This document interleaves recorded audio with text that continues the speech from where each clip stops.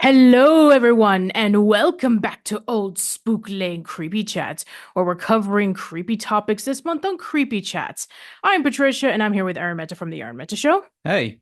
So today we're going to be continuing this trend of Beetlejuice. We're talking about the 1989 animated series that appeared on ABC for the first 3 seasons, and then season 4 was exclusively on Fox Kids. Well, we're not going to talk about that until, the next episode of the podcast. Yeah, so for those who are wondering about, why you haven't talked about the Fox Kids version yet? Well, we'll talk about that in part 2. But for part 1, we're going to talk about the first 3 seasons, which was featured on ABC, because there's actually a bit of a difference between the 2 series. Yeah, so this is based on the movie very, very loosely, I think we should say, because for those of you who are a fan of Beetlejuice, I mean, obviously you've watched the Beetlejuice Beetlejuice podcast.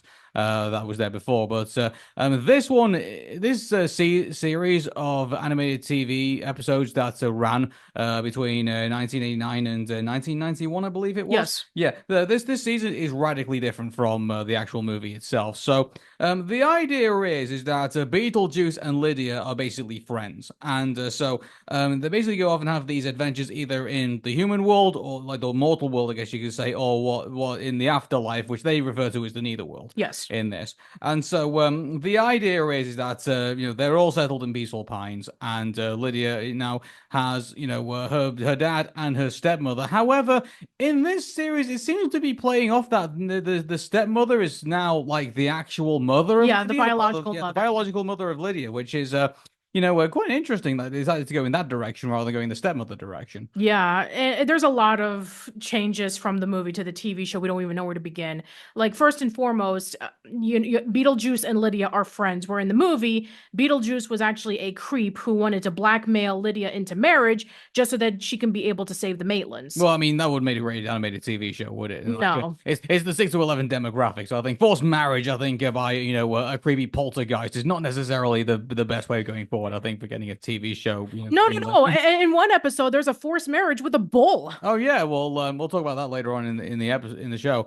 But the idea that Beetlejuice now is like just the best buddy of Lydia, and you would not think that this would work, but it works amazingly well. Yes. Like, Lydia is just so open to Beetlejuice's craziness and zaniness and, his whole horrific personality. And, but she actually sees underneath that and sees that, Beetlejuice can be quite caring and quite charming. And that's the one thing I think that this Beetlejuice differs from the movie Beetlejuice is that he's not wanting to be nasty in the case of, like, he's, a demon or anything like that. He just wants to have a bit of fun, if anything. Like, if anything, that's what makes him probably more relatable, I think, to the audience demographic, is that, he just wants to basically have just like this, he's kind of like Dennis the Menace in a way. Like, he just wants to basically just have as much fun as possible and to, Beetlejuice as many people as he possibly can. And he gets just pure enjoyment out of it. Yeah, and for all of the people who are tuning in, either American or British, who are wondering,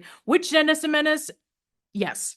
Yes, I think either Dennis the Menace could apply in this, and funny enough, the Dennis the Menace here in the UK is actually red and black, whether Beetlejuice is actually black and white. So I Yes, guess they share those types of that's characteristics. true. Yes. Like, except that Dennis the Menace is more like the neighborhood, but a UK boy that basically gets into a lot of trouble compared to the black and white demon from the Neitherworld. So yeah, there's a massive difference between that. Yeah. But I mean, I like to think that the goals are the same in some ways. Yeah, I guess you could say that. So, yeah, there's a lot of differences. I mean, we just pointed out one of them. The second one is that Beetlejuice is not a bioexorcist. He's just the ghost with the most who just so happens to have all these powers. And basically, what he does with his powers is that he just annoys everybody.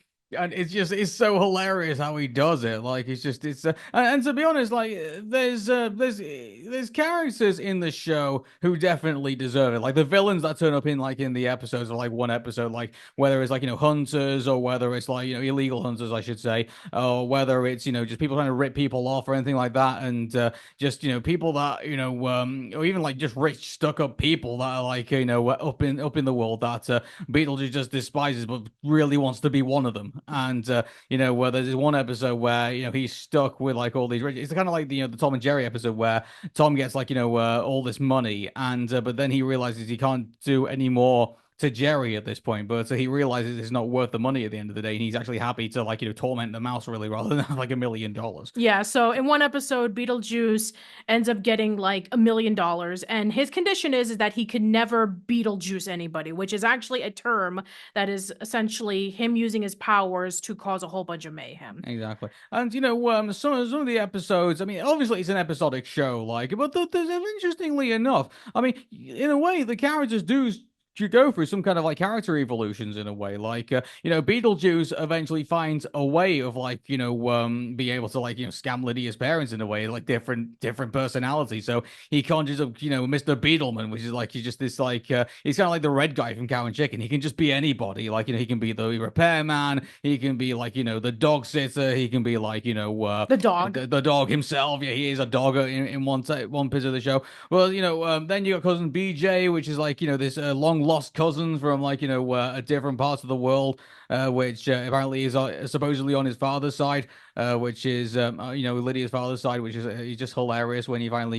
gets starts trying to get as much money out of him as possible. That's just hilarious in itself. And then there's Betty Juice as well, and who is because obviously Lydia goes to an all girls school. Beetlejuice becomes like one of the students at the school and becomes Betty. Yes. So it's just I love how inventive it gets, and also it seems to see a bit of character evolution. Not just the fact that Beetlejuice can basically do the Bugs Bunny thing where he turns into different people and can fool people. Like for example, he turns into a donut shop owner, and they're getting chased by these police officers, and he falls them into eating donuts with with worms in them. It's again, it is gross, but it is hilariously gross at the same time. So yeah, I mean the way that they made Beetlejuice just this character of so many possibilities and just made him cool.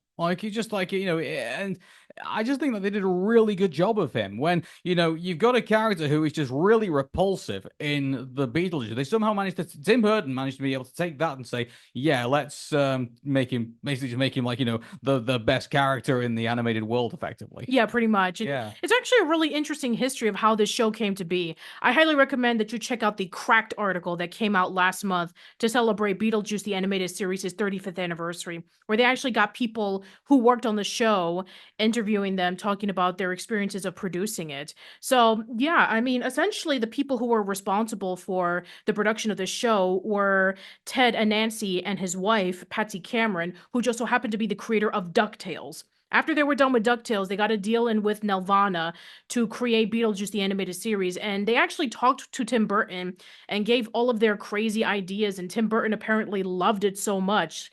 He gave it his own perspective on what he would like to see in the show. There were several characters, including Beetlejuice neighbors, like Jacques LaLean, who is this skeleton who likes working out, Ginger, who is the tap dancing spider, the monster across the street. Yeah, not the monster under the bed, not the monster under the closet. It's the monster across the street. Yes. Yeah. And he has a little dog named Poopsie. And yeah, there's a whole array of different characters that you get to see throughout the course of the In a show. way, I feel really bad for Poopsie because like he really gets like the wrong side of it, doesn't he? Throughout this show, like Beetlejuice for whatever reason just wants to torment this dog. To be fair, the dog also doesn't like him either, especially in that one episode in which gee, I when wonder why. yeah, there's Can you like blame him? no, I guess I can't blame him. There was one episode in the first season in which that Beetlejuice actually had to babysit the monster across the street because he was going over to a monster truck rally show.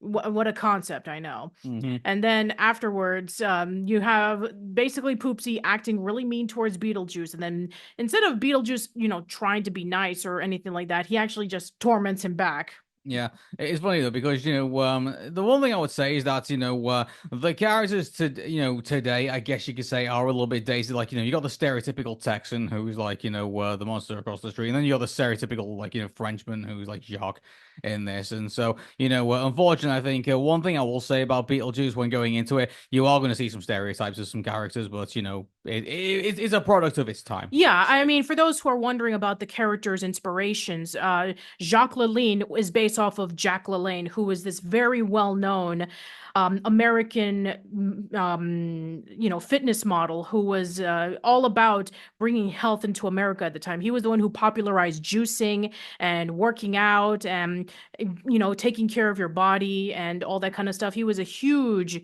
huge influence for people taking care of their health around the 50s.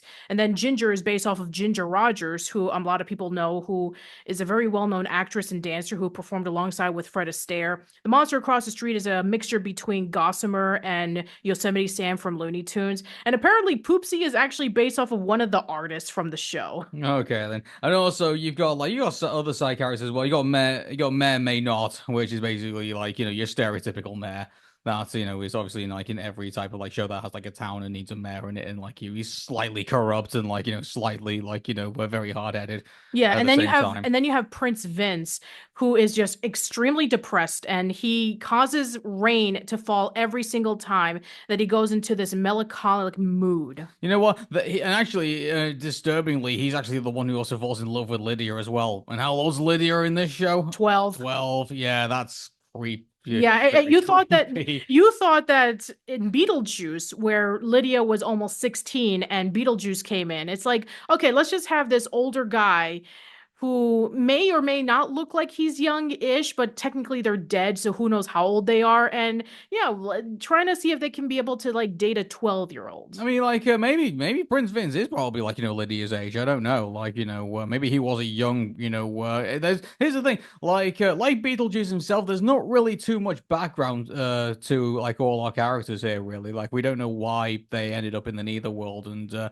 so if anything, I think the characters that end up in the Neitherworld side are just as mysterious as Beetlejuice himself. I guess you could say. Yeah. And also, we get to get introduced to characters such as Lydia's friends from school, where, she essentially is like hanging out with them, named Prudence and Bertha, who are just like these stereotypical nerdy girls. And then you have Claire Brewster, who is like the snobbish valley Oh, girl. I despise Claire Brewster so much. Good grief. She's like Courtney Grippling with like, but not fleshed out. Like, I was actually asking this interesting question because obviously you've done, the As Told by Ginger podcast. And, Yes. I said to her, we're looking at it, it's like, would this be Courtney Grippling if As Told by Ginger was done in the 80s, do you think? Yes, Yes. pretty much. I would argue it's like, this was like the prototype of like a whole bunch of stuck up snooty girls that we would get acquainted with throughout the 90s, like Yeah. Phoebe Bluff from Doug or the Ashleys from Recess. And yeah, it seemed like every single show from the 90s had to have that rich girl who was just incredibly snooty and just flirting with money, flirting with their looks, flirting with popularity. It's like, To be fair, yeah, like every show's had it, but it doesn't necessarily mean it drags down the show. I mean, for example, Rhonda Wellington Lloyd in Hey Arnold, for example, like it was sort of that guy. But the thing I think they did with Rhonda, which I think they probably should have done with this character, is that I mean, at least there are opportunities where Rhonda showed some humility and like shows some humbleness at some points. And maybe I think maybe who knows? Like I mean, we're only talking about the ABC version of the show. Maybe like in the Fox Kids version of the show, maybe that happens somewhere down the line. But I think think if they actually did that with Brewster, who knows? Maybe like the one thing I wanted to actually talk about this is that I mean, obviously there isn't too much character evolution in the show because it is an episodic show, so like it is your stereotypical 15 minutes of shenanigans and then it's all happy hunky dory in the end, and then obviously move on to the next episode. Well, But it's actually interesting because the first three seasons are a little bit inconsistent when it comes to their time slots. Some episodes are either two 11-minute episodes, or they're straight up 24-minute episodes, or the last episode of season 2 was three 7-minute episodes. Yeah, and it's interesting because I guess they couldn't kind of make their minds up about what they wanted to do because sometimes they were they were 5-minute episodes within a 22-minute structure, and then there was there was times when they did like whole half-an-hour episodes, and then there was times they just did two 15-minute episodes. I guess you could say I used to call them. Like, that's what I call them anyway. I probably imagine the technical term for it is probably 10 or 11-minute. It is 11 minutes. 11-minute episodes. They would do these episodes, and there wasn't really too much consistent. I guess they just decided, like, well, these are the stories we wanted to tell, and this is basically the order that they ended up in broadcasting in. I don't know. But I mean, yeah, like there's no. You'll find that when you watch through the show, there's no consistency in the episodes. It's basically just that whatever story is permitted at that time is basically the time slot that it gets. Yeah, I'm pretty sure. So. I'm sure that from what I read, season 4 actually does stick with 24 minutes, so it will be like that throughout the rest of the season. Yeah, the one thing I wanted to touch on though is that I mean, obviously it's an episodic show, but it was one thing that we give him too much character evolution. But dare I say, I think maybe Beetlejuice just starts trying to get hold of himself a little bit more, like towards the end of the seasons. Like you see Beetlejuice, like he's just wild and crazy, like at the very beginning, and then all of a sudden he sort of like realizes like how Lydia feels about a certain situation, or he realizes that he needs to fit in a bit more to be able to interact with people in the living world. So he will basically put on different personas, or he will or even during Halloween he basically will just be himself. Effectively. So, he starts to evolve and starts to kind of adapt to the idea of having, a mortal best friend. Yeah. In a way. And I think that's actually really good storytelling in a way, even though it probably wasn't intentional probably at the time. I probably don't think so. But to be fair, this was the 80s, and I think that there was a general consensus from a lot of the television corporations that, yeah, 80s cartoons were essentially 30-minute toy commercials. Let's see if we can be able to bring some wholesomeness and some life lessons into our shows. And this was before the 90s where we had like PSAs and edutainment as we have back then, where shows such as Captain Planet about taking care of the environment, or Carmen Sandiego teaching you about geography or anything of the sort. So you'll notice, in certain episodes of Beetlejuice, they actually will reference back onto different episodes sometimes. They'll say, "Oh yeah, remember that time in that episode?" And actually, in fact, they did one where they had obviously the family reunion that happened, and then after that, in the next episode, they actually referenced that. Yes. A lot of your shows wouldn't actually do that unless it was really necessary. Yeah, and there was even one episode in which when Beetlejuice disguised himself as Mr. Beetleman, where he was the repairman trying to fix up the sink of the Deetz's family, and you get to see like these tools that are coming to life, and then you get to see those same tools again in a later episode down the line, and he understands the reference about like, hey, I need your help, can you be able to help me? Because he was able to learn the lesson that the only way that these tools will be able to help fix anything is if he shows them appreciation. Yeah. Speaking of new characters, this is a show that obviously does those type of tropes where it's like, oh yeah, we need to freshen up with a new character. So in season 2, they bring in Doomy, the demon car. Yes. Yeah. So and Doomy actually is a really fun character to be fair. Yeah, and the thing about Doomy that is actually really interesting is that when Doomy gets really angry, or when he gets irritated, he turns into sees a dog. Or he sees a dog, he turns into this monster car. Yeah, and so he has a really interesting character trait, and also he falls in love as well, with another car, and so that car just so happened to belong to the mayor. Yeah, exactly. So by the way, his full name is the Dragster of Doom. By the way, yes, so. Doomy is just his nickname. Doomy just everyone calls him Doomy. Yeah, it's Doomy. So. So, I mean, the one thing I'll say about Beetlejuice to anybody who's never watched the show, watch the show, because the one thing that always confused me about the fact that we've had such this amazing time. Like, we've actually watched, like, between seasons 1 to season 3, and we watched all these episodes. And, if anything, I come away still feeling a bit more confused because, today we have Teenage Mutant Ninja Turtles, we have Transformers, we have, My Little Pony, and we've had, like, all these franchises that have, like, just taken off and are still with us to the day and actually carried on, like, from the 80s to the 90s to the 2000s to the 2010s to now the 2020s. Yes. And, I would argue that, I mean, looking at Beetlejuice and looking at the possibilities of this guy, in my opinion, should have probably dominated the 90s because he's a counterculture, character, effectively. Like, he is the mayhem that is in the normal, of everything. Like, here's this, supposedly normal family of, like, these two parents and this, this goth girl daughter that they have. And they live basically just kind of this normal, mundane life within peaceful pines. And here comes Beetlejuice. And he just basically just tears everything up and wants to cause as much mayhem as he possibly can for his own enjoyment. Like, this guy should have been up there. This guy is effectively like, a Bart Simpson or like a, another rebellious character, I think I could say. So I'm just really disappointed that effectively he, Beetlejuice effectively just kind of like fizzled out in 91 and then never really went anywhere else after that. Well, the reason why was because there was never a follow-up to Beetlejuice that can continue on that, that train of popularity.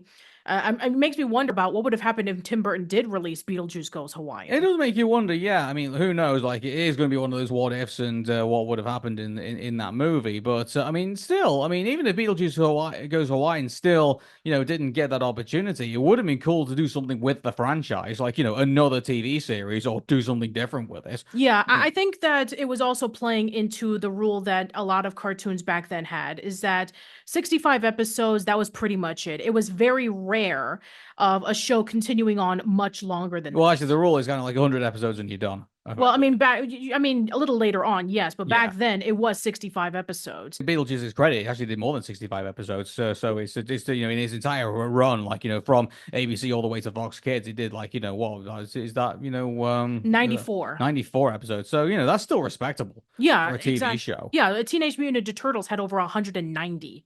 And it ran from all the way from 1987 all the way up until 1992 or 3. This was probably like around when Batman the animated series was kind of influencing TMNT with the Red Sky era. Yeah, and the Simpsons just doesn't stop. No, it'll continue on until the day that we die. I mean, I believe that the Simpsons has outlasted people.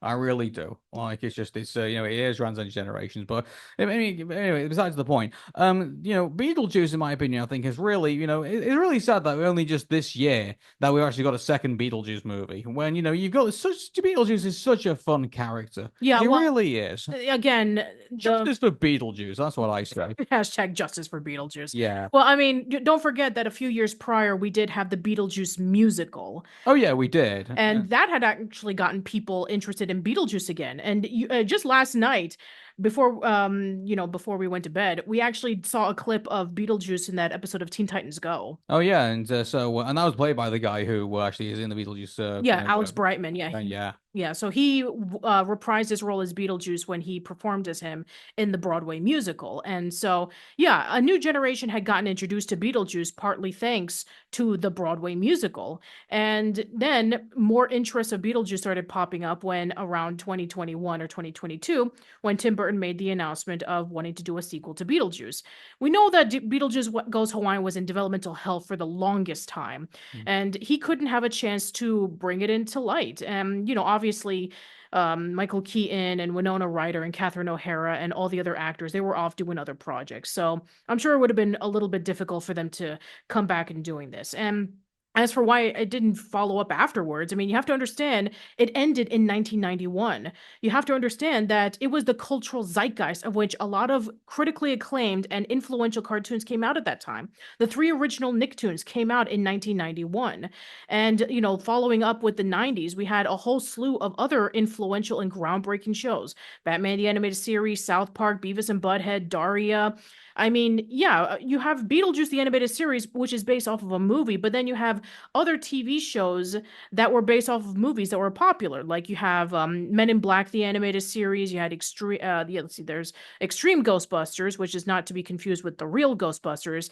And yeah, there was like several others. Funny enough, the real Ghostbusters actually would appear in the Extreme Ghostbusters That's later yeah, on. that's true. And even Disney dabbled in with doing TV shows based off of their movies. Little Mermaid, Aladdin, Hercules, Tarzan, Yeah, Timon and I mean, Pumbaa. even though we've had such great shows, I still believe Beetlejuice had his place. I really do. Well, there And was also another reason from what I read on the article, the cracked article, was that the toy line, I think after the show ended its run, didn't really catch on. that's a shame. Oh, so that's a definite elevator. Yeah. Yeah. Even But still, let's be honest. I mean, like, there's a reason why they still keep making those wretched Cars movies over at Pixar because, like, everyone's buying the toys. So yeah, there's a reason why shows just don't seem to like go past the first season is because either the toy line doesn't sell or that there was an attempt of having a toy line, but the show just wasn't popular enough to even justify it. I know, like it's just so sad, like because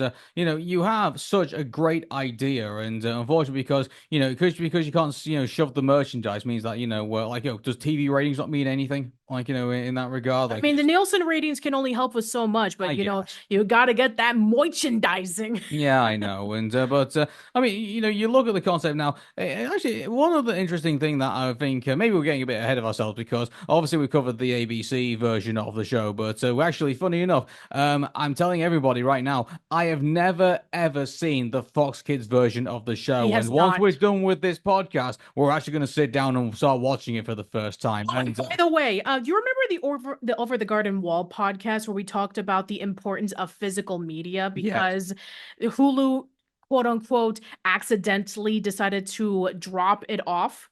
oh yeah, and It's what happened a few days after we were done with season three. yeah, Beetlejuice, the animated series, disappeared off Tubi. Yeah. Yeah. And guess what we had to do? Yeah, we had to beg Tubi to put it back on. Yes, we did. And now, apparently, as of literally the recording of this podcast, they have. I mean, it's nuts. Like, you're in Halloween. We're recording this episode, by the way, in October. What's Yes. the one place you think you'd want to have Beetlejuice in? Like, the good couple of weeks before we get to Halloween. And Yeah, exactly. And also, Beetlejuice Beetlejuice is going to be coming out on Amazon Prime in the next couple of days, or even right now when this podcast comes well, out. let me ask you this question, and I want to know if maybe we're jumping the gun a little bit here. Like we've had Beetlejuice. It's had a good run. I mean, do you think there might be a TV executive somewhere looking at Beetlejuice, realizing there was an animated series back when the original Beetlejuice was launched, and thinking, shall we bring back Beetlejuice, for a modern day kids show? The question is, would they lean it more towards the original animated series, or would they try to make it more of a serious take on Well, if it? they're intelligent, then yes. I mean, like, you saw how fun Beetlejuice was back in that. And actually, I tell you what, actually, it would be interesting to see, if they did do a modern spin on Beetlejuice. I mean, what would they do? And I would be interested to hear, commentary, Beetlejuice's commentary on, like, the modern world, maybe. Like maybe he's been like frozen in time this entire time. Then all of a sudden, like he's been broken out, and now he's like, hey, like oh hey, Lydia's gotten older, and oh now she's got this kid called Astrid, and like then maybe maybe they might go down on that. I mean, like I don't know if they always get Stephen Oymet to go to Yeah, Beetlejuice again. I'm not entirely sure. yeah, he's in his 70s, and he still does voice He acting. does still do that, yeah. Like So who knows if he'll be able to come back with it. And I would love it if maybe some of the original people who, were involved with like the writing and the voice direction and the drawing would be able to come back with it because they did claim that they wanted to have another chance of doing it now that Beetlejuice has become popular again. Netflix and Hulu have been good at doing like this. Hey, let's bring this back for a nice one last good run. Like, maybe there might be someone in there that might be doing that. I really hope so. So, yeah, I would actually like to see how if they did Beetlejuice again in 2024, what would he be like today? I mean, unfortunately, he's going to be 3D. I mean, we just have to accept that, unfortunately, as a consequence of like where we are in modern media. But I would be interested to see what the writing would be like. I'm interested to see what they would do with Beetlejuice in this. I mean, like, would he still be his fun, outrageous self like he was in the original animated series? I actually would be intrigued to see what they would do with him. in this. And I don't know, like in regards to a serious take, I mean, like, what? How would they go about it if they did do a serious take on it? Maybe they'll lean it more towards the people who actually grew up with the series. Maybe I'm not entirely sure. Like, yeah, like if they did do a kind of a rusty version of Beetlejuice, where maybe it might be like the fact that hey, we've heard the myths and the legends of like the animated show. Maybe it's they turn around and say no, it's not like that at all. But mind you, the only thing about it is that where they sort of kind of tried to do that with Velma, and like we know how much of a train wreck Velma was. Oh, and by the way, as of the recording of this podcast, there's going to be no season 3 of Velma because it's been officially canceled. Oh, for goodness! Thank goodness for that. And that and the Patrick Star Show, I think, are going to be like things like. But anyway, I digress. That's not what the show podcast's about. Anyway, But, so yeah, let's continue. yeah. So, I really hope that. I mean, I really, everyone who's listening to this podcast right now who's never seen Beetlejuice the animated series, I seriously suggest you go watch it. It still holds up to this day. Okay, there's some bits that are a bit dated, where in some places, and the animation can be a bit on and off at times, but it's still a pretty solid show. Yeah, let's actually recommend some episodes for our listeners to check out if they are interested in watching it. Yeah, like I think the skeletons in the closet episode I think is probably like one of the most hilarious episodes. Maybe the one where he turns into a dog, just because in case there's a scene in there which I'm not gonna like we had to stop the episode to like just sit back and laugh. And just have like just this. That's a great thing about this show. It's so hilarious. You have to kind of just sit there and have laughing fits for a while before you can start like watching it again. Like there's just some bits like just so stupidly silly that it's so hilarious. Like I just There is actually yeah. one scene in that episode that he laughed so hard he started crying, Yeah. and he didn't stop for like a good 10 minutes.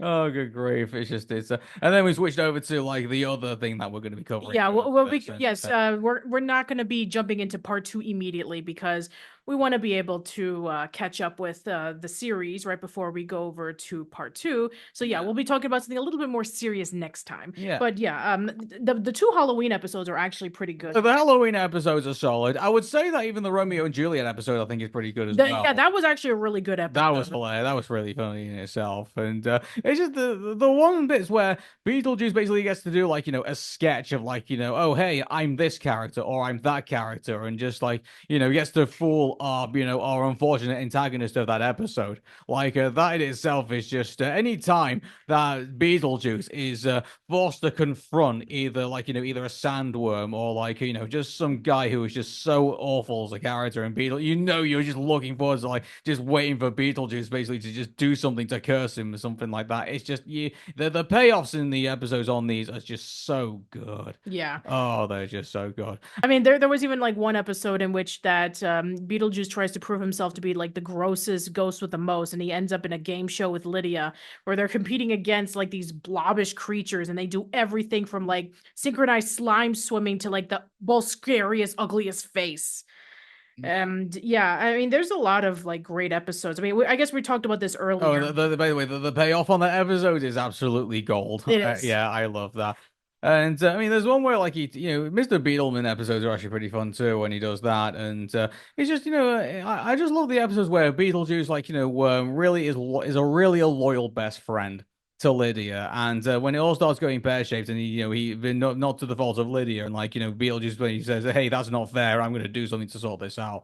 That's when that's when I really root for Beetlejuice in those episodes. Yeah. Like, he's got a sense of justice, even though like probably the way that he dishes out justice is probably not very kosher. And there are times in which Beetlejuice actually gets pretty jealous, and he will do the worst of the worst things so that he can be able to gain Lydia's friendship Oh back. yeah, like there was that too, and There was one episode in which when Prince Vince starts getting really close to Lydia, wanting to like go out on dates with her because that's the only time in which he actually feels any happiness. And Beetlejuice, being the court jester of Prince Vince, decides, oh yeah, I'm gonna manipulate this guy into telling him, okay, these are the things that Lydia likes, and it's the most grossest things possible, and Lydia's so into it. Yeah, exactly, and like he just. there's just so much about the dynamics in this show. Like, Beetlejuice, like, he loves being friends with Lydia and loves hanging out with her, and he's very jealous about the fact that when someone tries to take that away from him, and maybe someone same with Lydia as well. Like, when Beetlejuice, I mean, obviously, hangs out with him, literally splits in two, hangs out with himself, and Lydia's kind of like the third wheel of the situation, and gets frustrated with the whole situation. So there's that. And And then there was also the time in which when Beetlejuice becomes a coward. And this was like the Western episode in which Beetlejuice is the sheriff and he thinks, oh, yeah, I'm just going to be the sheriff because I make a lot of money and I have a lot of power. Well, here's this giant bull who just so happens to be this creep who wants to marry Lydia because, oh, yeah, that's the thing that from the movie that we wanted to bring back. I love the setup of like that whole Western scene where it's literally just like a cowboy set. Yeah. Like it's not a real town. It's just it's just a Hollywood movie set, a spaghetti Western, I guess you could say. Yeah, Like, pretty much. oh my God, that was hilarious. Yeah, so let's basically like take the scene of a movie set that looks like it's from a spaghetti western, put in high noon, put in all the cliches of a western, and then mix it up together with Beetlejuice, and you have gold. Yeah, it's just like I love all of that. It's brilliant. Yeah. So. And then there was that one time in which when Beetlejuice thought that he could be a star by playing with his armpits, and then he becomes a complete jerk towards Jacques and Ginger when he decided to Yeah, upstage him. that's the typical like oh hey, I've got a lot of fame now, so therefore like every single cartoon show's done those things with her. Like even the Proud Family's even done that shtick with Penny Proud. Yeah. So like every show's sort of done that really. There's always an episode of that with something like that in it. Like Yeah, and again, going into the whole jealousy of Beetlejuice, you remember that there was that episode in which you have Boris to Death, who is this kind of like this popular horror movie icon that Lydia just so happens to fully respect, and it turns out that he's actually a jerk. Yeah, there's that too. And the one episode though I don't think we've had yet. And maybe I might be wrong about this. We've not really had one where Beetlejuice and Lydia have like a massive falling out with one another. Maybe I'm about to put my foot in my mouth because we're about to watch the Fox Kids version of the show. But we never really had them like really mad at each other and then like come back together after realizing I like mean, there was something that was kind of close to it, where it's come close to it, but it's actually not got there yet. No, it hasn't Yeah. gotten there yet. The closest episode that we've gotten to that was when Beetlejuice decides, oh, yeah, I'm just going to be a head and I don't need my body. And Lydia basically just completely says, okay, well, go off on your own and see how well you do. And it turns out, no, that didn't turn out very well because he goes into this island where he's a head. He's treated as a god. And then it turns out, no, we're going to pull off a Joe versus the volcano in which we're going to sacrifice you into this thing. And, because that's our god, or Jimmy Neutron Boy Genius if you want to go into a more modern movie or something. Yeah. So, I mean, the one thing I'll definitely say is that I just love, the fact that it's got both, like I would say, the '90s rebellion side of what is an animated cartoon from that era, and it's also got like the '80s sort of kind of like nostalgic feel of that of the show as well. Like it's not perfect, and you don't expect it to be perfect when you watch an '80s cartoon, but it still feels very homely, and it still feels very like it does feel very close to you in that regard. So I think they've managed to get best of both worlds. I think in the ABC version of the show, the Fox Kids version of the show I've not seen yet, so I have no idea what I'm expecting in that one. Yeah, I've seen the intro and it looks pretty. It looks so cool. it Like, does. It's yeah, actually really awesome. wow. Anyway, so yeah, I think another thing that a lot of people praise the series for, and I guess we briefly brought it up, was the voice cast, is that you have Stephen Ouimet who plays as Beetlejuice, and Mhm. he does an amazing job. He gets that crazy, that gravelly voice that he has, and he basically embodies what Michael Keaton did in the movie. He's perfect casting. I really love him as Beetlejuice. Like when you listen to him, he's actually Beetlejuice. Like I mean, he doesn't play. I mean, he's not. He's more animated than Michael Keaton is, but it's an animated show. And actually, that's one thing actually I wanted to point out as well is that I think the reason, in my opinion, I think Beetlejuice the animated series, dare I say, kind of works better than Beetlejuice the movie. That because it's an animated show, you can do more with it. I mean, like, Beetlejuice can transform now into various other things that he probably couldn't do in the physical show unless they actually like designed it and like put like put hundreds of thousands of dollars into it. Like, so it's on a piece of paper and pencil, you don't have to do that.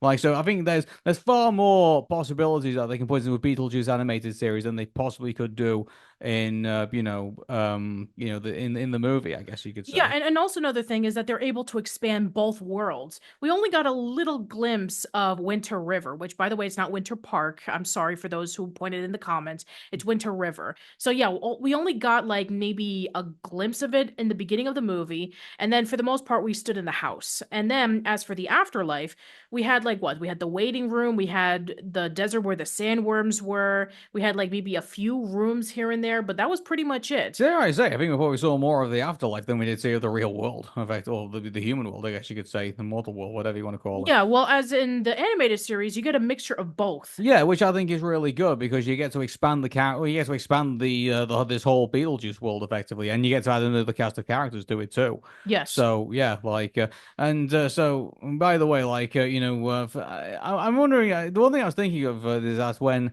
Beetlejuice was going to come out, people like watched it and came out and said like, well, where's Jock? Where's Ginger the dance? It's like, no, that's not what. Again, like we said at the very beginning, that's not what it's based on. It's based on the original Beetlejuice movie. Oh, and So speaking it's of a sequel which, to the movie. I guess there are some things that it actually carried over from the movie. Literally in the first second of the first episode, what are they singing to? Deo, the Banana Boat song Yeah. by Harry Oh, by Belafonte. the way, that's the only copyrighted song that they'll have in the entire show. Everything else is basically just a parody Yeah, of and that. clearly in the last episode of season one, where Beetlejuice is basically controlling the family over the family reunion because Lydia's aunt and uncle are just stuck up snobs, and so hey, we're gonna have this moment where they're just gonna be dancing to the calypso, just like in the movie. And obviously, they didn't play the Deo Banana Boat song by Harry Belafonte because they did that once, and I'm sure that they probably couldn't get the rights to it again. So hey, we're just gonna have a little sprinkle of it. It's like, yeah, let's just have this I song. say they charging by the episode every time I have to play that song, I guess. So I mean, I take it that copyright claim for a song, it can be pretty expensive to get the music rights I for it. guess so, yeah, but it's kind of funny though because I've seen other shows like you do I think what is it, Super Mario Brothers Super Show? I think had copyright music in it. I think at the time, Yes, it did. but it's Yeah. their own versions of the show, and so I'm really surprised that it being ABC, I'm surprised they can't just have their own record label and get the rights to different songs that they could basically just do. Yeah, because I think in one episode of the Super Mario Brothers Super Show, they did have Milli Vanilli in that episode. Yeah, they did, and actually, no, they had Huey Lewis in the news in it as well. And also, there's a Michael Jackson, song in one of them as well. Yeah. Yeah, so there is possibilities to get away with doing that type of, well, not get away with it, but come to an agreement where you can start using that kind of stuff. But Yeah, I'm and really surprised that they didn't do more of that stuff. yeah, but here in recent years,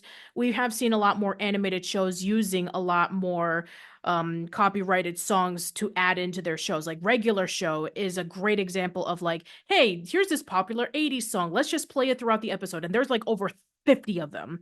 And Amphibia, for example, you had Lean on Me when you have Sasha and Anne fighting each other. Oh, don't remind me of that. Like, yeah, I just, what a misplaced song, but I yeah. know. Look, I love that song, but even I can say that that doesn't fit at all. Apparently, they were supposed to be going to be doing that for the Owl House as well, but that fell through, from what I Yeah, it understand. So did. yeah, it's like maybe for the best, really, because the music's already good on its own already. You don't really need anything else. Yeah, pretty much. Yeah. And yeah, there's one episode that I want to bring up now that we've are talking about some of the episodes for the animated series. So, if you guys remember when I did that Media Hall of Fame video where I talked about fans who were able to contribute something to their favorite animated show, there was actually a person who actually wrote an episode of Beetlejuice the animated series, and it was made and got into air, and they were paid $250 for it. Wow. So I mean, that was interesting because what we that sort of kind of feels it correlates to where the time that 6-year-old sent in that that cassette tape for Dexter's Laboratory, and he actually got the episode made. Yes. So yeah, it's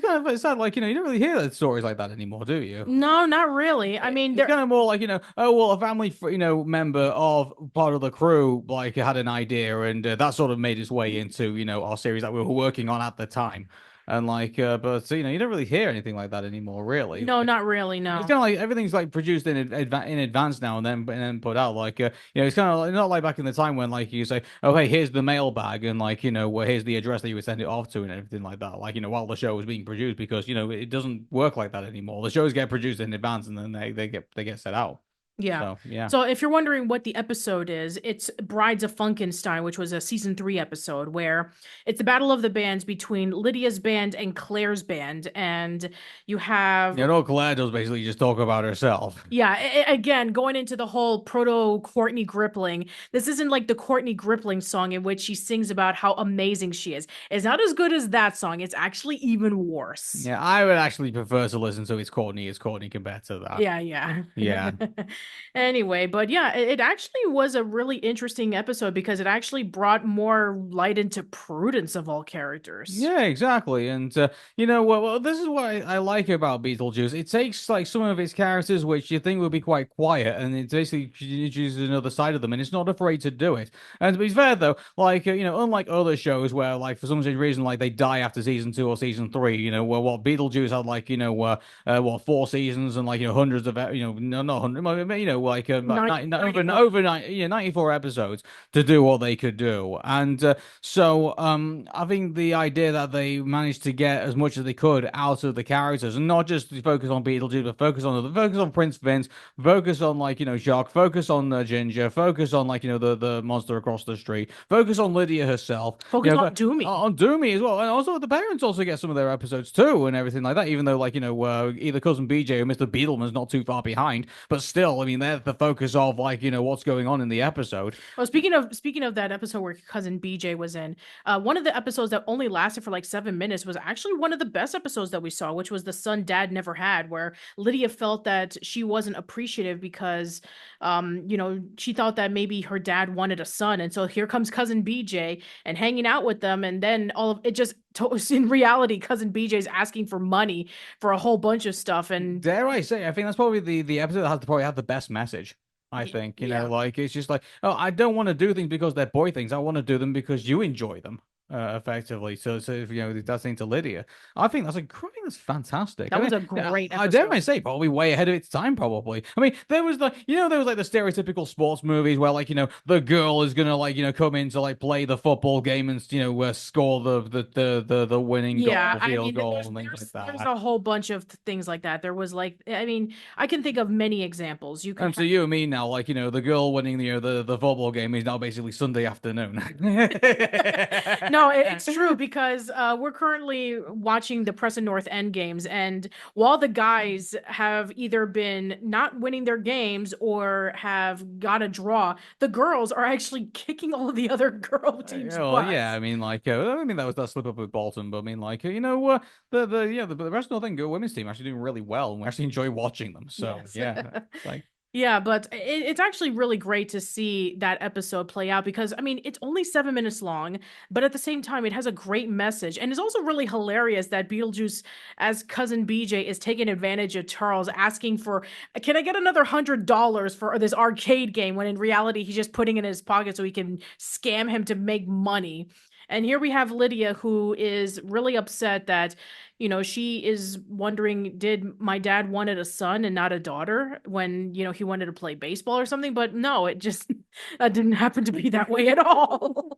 yeah, just like that's what's so great about this show is like you know there's lots of great messages and there's it's just basically just like you know even though you know Beetlejuice is just like you know just this crazy character you know you still got Lydia who like you know adds some heart into the show even though she's a goth girl herself you know was it you know it's like I love the fact that you know a show will change your perception of things like you know oh yeah Beetlejuice will do a lot of crazy things but you know he does have a soft spot for people like Lydia and like various other people.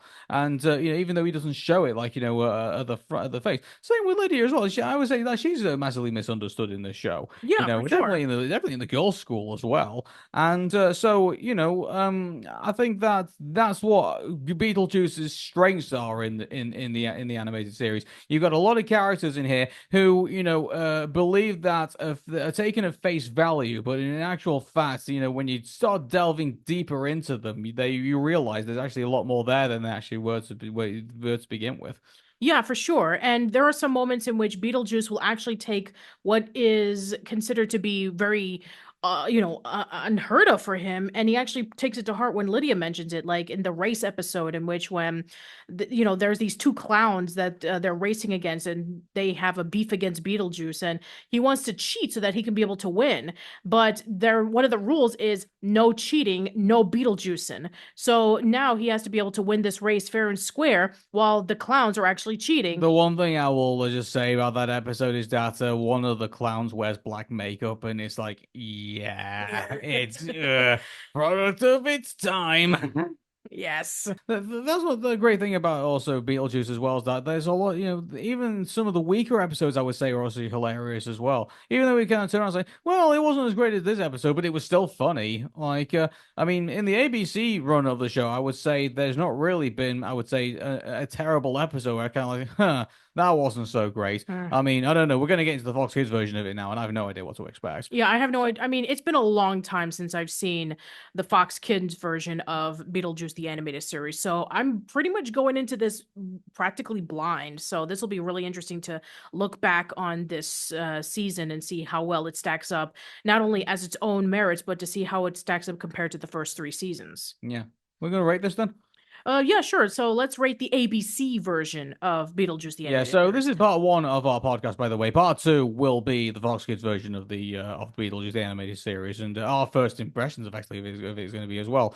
So to focus on the ABC version of Beetlejuice the animated series, this is what I'll say: is that I mean you got to give it some credit because like it's got some messages in there that are I think are ahead of its time. The budget obviously is going to be but here's the thing about this: it's an 80s going into the 90s cartoon show, so you got to give it a bit of slack in that regard. But I mean, obviously the animation is a bit choppy in places, and there could have been a little bit more polish, I think, in this show. But I mean, for what it is, like it's got funny characters, it's got great music, it's got great timing as well, and the stories are not restricted. Like if he wants to tell a 5 minute story, he'll tell a 5 minute story. If he wants to tell an 11 minute story, he'll tell an 11 minute story. And if he wants to tell a total 22 minutes, or even wants to kind of like move into like one episode or two episodes or whatever he wants to do to follow on the episode narrative, and also carry on getting to understand our characters, getting to understand the stories, and getting to understand the world around us. It does a fan. I think it does for what it is at that time, and probably for the restrictions that they have as well from like goodness all sorts of people, executives, censors, advertisers, goodness knows what else. It's come out like smelling like fresh roses. I've got to say 9 out of 10 I think it's got to be for me for Beetlejuice the animated series, at least the ABC version anyway. Yeah, it's actually funny because around this time period you had so many movies based off you have so many cartoons based off of movies. You had the real Ghostbusters, you had RoboCop, you had Karate Kid, you had Rambo, and yeah, you have essentially Beetlejuice coming along, and it's actually funny because I'm just going to quote what was said in the Cracked article from one of the artists who said that what made Beetlejuice the animated series great was that it was not a pale imitation of the movie. It was its own thing. And dare I argue that people who have never seen the movie can easily watch the animated series. Like, we talked about this last year, that this was actually how we first got introduced to Beetlejuice, from the animated series, not the movie. We didn't see the movie until a little later on. Yeah, I didn't see the movie until a lot later on. Like, my idea of Beetlejuice was basically that the animated series. I actually at one point thought that the movie was based on the animated series, and I was like, oh, this is a bit different. Yeah, exactly. So I think that for what it was able to do, and considering that it was Nelvana, which was a Canadian animated company, By the way, and Nirvana's done some really good shows, they by the way. have, The yes, Raccoons is actually one of my favorite shows as well. yeah. And, a lot of the same people would go off and do various other shows. I mean, sure, they actually did this show right around the same time as the Care Bears. Well, I mean, yeah. But I mean, you could tell that a lot of the creativity and a lot of the fun was able to be put on the screen. That hey, they were able to get the concept of what Beetlejuice was, and then they would just be able to go all out on it. And I think that's what just makes it really great. They're able to play around with the characters that doesn't feel like a facsimile of the movie. They can be able to do their own thing and make it stand out. Bring in some characters that actually fit pretty well into the show. Expand the world that we didn't get from the movie. Have great music, not only from Danny Elfman's amazing opening, which was based off of the movie itself, but also from the soundtrack, which was I'm gonna read off his name. I'm sorry if I'm gonna pronounce it wrong. Tom Zesniak. So, yeah, he's also a very well-known Canadian composer who's composed for a lot of cartoons, everything from Care Bears to Ruby Gloom. So, yeah, I mean, a lot of the people who you may read on the credits have actually worked on a lot of great shows. Everything from DuckTales to Care Bears to Ruby Gloom and even X-Men the animated series. So, yeah, I think that when you watch the ABC run of Beetlejuice, you are going to be quite surprised on how funny it is. Now, I know that the humor may not be for everyone. There's a lot of gross out. I mean, even before Ren and Stimpy came out with there's a lot of bad smells, Beetlejuice eating bugs, and just a lot of like Well, I mean, to be fair, they actually cut away before, like, he starts eating the bugs. yeah, they had to because we don't want to see Beetlejuice actually eating bugs, heaven forbid. But there's some Oh, people well, other cartoon violence is perfectly fine. yeah, perfectly fine. We could have that, and we cannot have a guy eating bugs, I heaven think I forbid. think it was taken until the Rugrats until we actually saw like characters eating like insects Worms. and worms and stuff. Yes. So it was, I guess, again, that was something that Beetlejuice was able to become a trailblazer for. And not only that, but it was actually it may be the first animated series that actually incorporated a little bit of CGI in there because there was a character named Bury Me Not who essentially had all of these moments where he like introduced like a product or a place, and it was like during a commercial break or something like that. And it's a really creepy looking CGI, and you could tell how dated it looks. But again, I guess the creepiness is part of the appeal of Beetlejuice the animated series. Yeah. By the way, one thing to just to know about the quality as well is that if you do watch it on streaming, is that just be aware that unfortunately, like a lot of like these animated series, things haven't been stored very well, and so they have to do like a lot of like they're not remastered in any particular way. Like you will see a lot of like mistakes, and you will see like a lot of like video like tape kind of like errors Yes. and things like that. So like unfortunately that comes with the territory with these Yeah. types of shows. And so they never thought that oh hey, maybe these people might want to watch these things again, or maybe another generation might want to check these out someday. Yeah, I'm not even joking, but when I bought the Beetlejuice animated series DVD, you know how many people bought it last month on eBay and Amazon alone? Yeah, well, 700. 700 each. So we're talking about over 1,000 people buying Beetlejuice the animated series in just that 1 month. Exactly, and but mind you, one thing you could put it down to is that yeah, there is a fascination over Beetlejuice again, which I think is fantastic. But at the same time, I think Halloween's coming up as well, so like it's appropriate. I think probably to grab Beetlejuice, the DVD, and like watch it for Halloween, Yeah, effectively. for sure. And it's funny because for over 20 years, this show was practically forgotten because there were a lot of other cartoons, even cartoons based off of movies that were pretty much overtaken Beetlejuice's limelight. And it wasn't until recently in which people started looking back on the animated series and even Beetlejuice as a franchise and saying, you know what, this is actually really good. And, people were actually taken by surprise on how well the show holds up. So if you want to know my score, yeah, I'm going to have to say maybe 8.5 out of 10 because there are some little mistakes here and there. You can definitely tell from the quality of when watching at least seasons 2 and 3. There are some video glitches, and there are some episodes that may be a little bit weak compared to others, but some of the episodes that do stand out are really, really funny, and some of the characters are actually really, really enjoyable. So, yeah, I would say that the ABC run of Beetlejuice the animated series, the first 3 seasons, are worth checking out. Definitely, yeah. So, okay, everybody. Well, we are going to now go into the other room and watch the other half of the Beetlejuice animated series, which, by the way, I've never seen before and I have no idea what to expect. Yes, but unfortunately, that's not going to be the podcast you're going to get next time. So tune in next time as we're going to be delving into more darker territories. We're going to go into bringing Aaron into the anime phase with Helsing It's Ultimate. taken what, how many years since we last talked about anime, like on the Arrow Meta show, and finally I'm actually just sit down and actually watch an anime, probably like since Akira. But I think the last time I watched an anime, if even that even counts. Or So even a Studio Ghibli film. no, oh actually yeah, that was Studio Ghibli as well, and Yeah, but yeah, those were movies. We're talking about an animated and series. an OVA on top of that as well. So like I've never seen one of these before. This will be really interesting. So until then, everyone, take care.